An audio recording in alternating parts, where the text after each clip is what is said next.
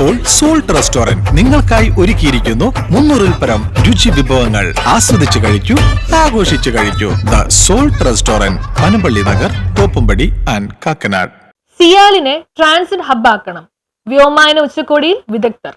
ആഭ്യന്തര tourism വിപണിയും logistic മേഖലയും അതിവേഗം വളരുന്ന സാഹചര്യം കണക്കിലെടുത്ത് സിയാനിലെ ഒരു ട്രാൻസിറ്റ് ഹബ്ബായി മാറ്റാനുള്ള പ്രവർത്തനങ്ങൾ ത്വരിതഗതിയിലാക്കണമെന്ന് വ്യോമയാന ഉച്ചകോടിയിൽ പങ്കെടുത്ത വിദഗ്ധർ അഭിപ്രായപ്പെട്ടു. കേരളത്തെ ആഗോള ഡെസ്റ്റിനേഷൻ ആക്കാൻ ലക്ഷ്യമിട്ട് നടത്തിയ പാനൽ ചർച്ചയിൽ പങ്കെടുത്ത വിദഗ്ധർ ഒന്നടക്കം സിയാലിന്റെ സാധ്യതകൾ പ്രയോജനപ്പെടുത്തണമെന്ന് അഭിപ്രായപ്പെട്ടു. കേരളത്തിലെ ടൂറിസം മേഖലയുടെ വികസനത്തിന് വ്യോമയാന വ്യവസായം നിർണായക സ്വാധീനം ചെലുത്തുന്നുണ്ടെന്ന് ടൂറിസം സെക്രട്ടറി കെ ബിജു ചൂണ്ടിക്കാട്ടി. ഹോട്ടൽ ശൃംഖല ശക്തിപ്പെടുത്തണമെന്നും ഊബർ മോഡൽ ടാക്സി സംവിധാനങ്ങളും ഉണ്ടായി വരണമെന്നും 2014 ഹോൾഡിംഗ് സ്ഥാപകനും MC-യുമായ അദീബ് അഹമ്മദ് അഭിപ്രായപ്പെട്ടു. ദുബായിൽ എമിറേറ്റ്സ് ആരംഭിച്ചതുപോലെയുള്ള ഹോം ചെക്ക് ഇൻ സൗകര്യം ആരംഭിച്ചാൽ യാത്ര ആയാസരഹിതമാക്കാൻ കഴിയുമെന്നും അദ്ദേഹം നിർദ്ദേശിച്ചു. കേരളത്തിലെ വാണിജ്യ വിനോദസഞ്ചാര മേഖലയുടെ വികസനത്തിന് സിയാൽ ചാലകശക്തിയാണെന്ന് എറണാകുളം ജില്ലാ കളക്ടർ ജി പ്രിയങ്ക പറഞ്ഞു. കൂടുതൽ നിക്ഷേപകരെ ആകർഷിക്കാൻ സിയാലിന് കഴിയുമെന്നും അവർ ചൂണ്ടിക്കാട്ടി.